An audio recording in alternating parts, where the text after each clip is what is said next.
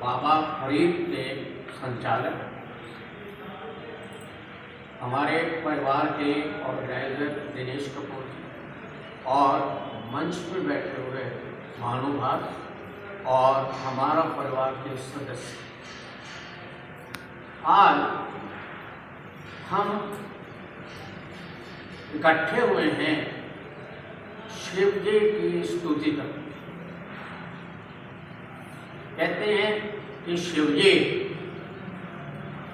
कपूर के समान शुद्ध है।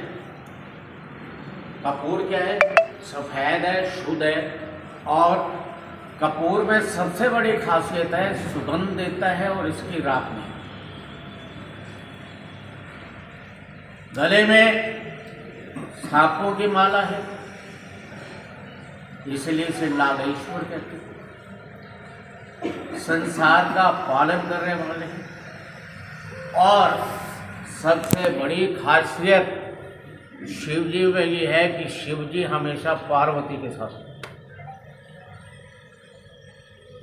तो ऐसे महान शिव जी को पहले मैं प्रणाम करता हूँ। अब एक एग्जाम्पल के थ्रू मैं शुरू करता हूँ। ज़्यादातर हम क्या देखते हैं कि परिवार में भी, आपस में भी, कई बार दो भाइयों में, बाप बेटे में ये हो जाता है कि श्रेष्ठ कौन है। छोटा भाई कहता है मैं हूँ, बड़ा भाई कहता है मैं हूँ, बाप कहता है मैं हूँ, बेटा कहता है मैं हूँ, पत्नी कहती है मैं हूँ। अब ऐसे ही ब्रह्मा और विष्णु में झगड़ा हो। ब्रह्मा कहता मैं श्रेष्ठ हूँ, विष्णु कहता मैं श्रेष्ठ हूँ। अब झगड़ा करते करते उन्होंने कहा चलो जी हम भोले बाबा के चलते हैं, वो जो है हमारा बताएंगे कि कौन श्रेष्ठ है कौन। गए, उन्हें वहाँ शिवलिंग के रूप में बाबा ने दर्शन। उन्होंने पूछा, कहते ये दोनों में से आपको मैं भेजता हूँ कि इस लिंग का आदि और अनंत पता करता कि आदि कहाँ है और अनंत कहाँ है। बड़ा मुश्किल हो गया। विष्णु भगवान जी आकाश मार्ग दौड़े, ब्रह्मा जी दौड़े, नहीं हो पाया। फिर ब्रह्मा जी थोड़े चालाक, उन्होंने कहा कि चलो कोई बात नहीं, हम झूठ बोल देंगे।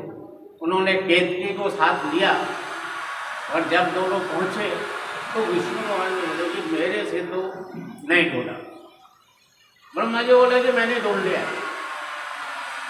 ये केतकी से पूछो। उसके बाद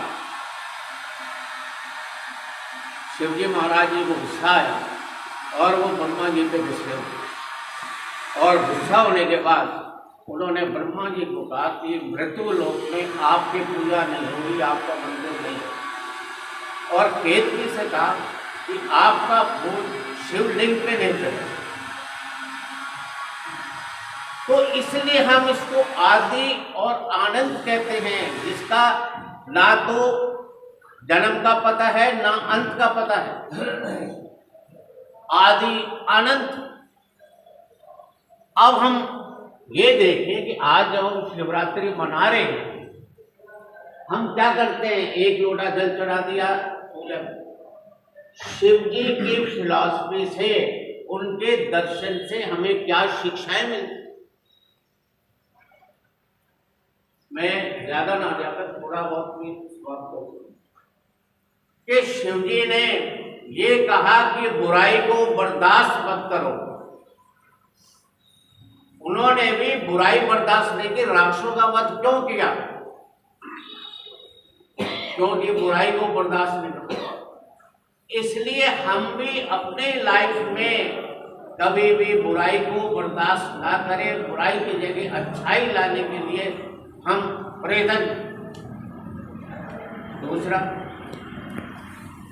कार्तिक शिव जी का पुत्र जंगल में पैदा हुआ और उनको कार्तिकाओं ने उसका पालन पोषण किया। जब वो बड़ा हो गया तो शिव जी महाराज जी को और पार्वती को याद है कि हम अपने पुत्र को बुला लें।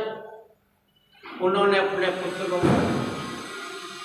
अब जब पुत्र को बुला लिया तो थोड़ी देर में देवताओं आ गए। शिव जी ने कहते साहब महाराज जी तारक को राशि से बड़ा तंग कर रखा है और उसको शाप मिला हुआ है कि उसका बस कार्तिक ही कर सकता है और कोई नहीं कर सकता। तो बड़ी विचित्र समस्या में माँ बाप की बात पार्वती कहेगी कैसे करें।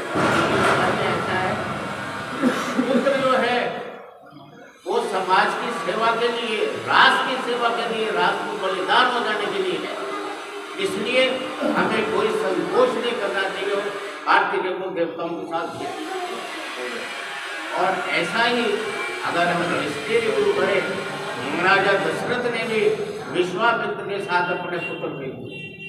गुरु गोविंद सिंह ने अपने चारों बच्चे राष्ट्र के लिए बलिदान कर दिए। तो ये शिक्षा हमें मिलती है। तीसरी बात, दधीची का नाम सबने सुना, जिसने देवताओं ने उस ये कहा कि आपकी हड्डी से अगर ब्रज बनाया जाए तो हम राष्ट्रों का नाश कर सकते। उन्होंने देखी।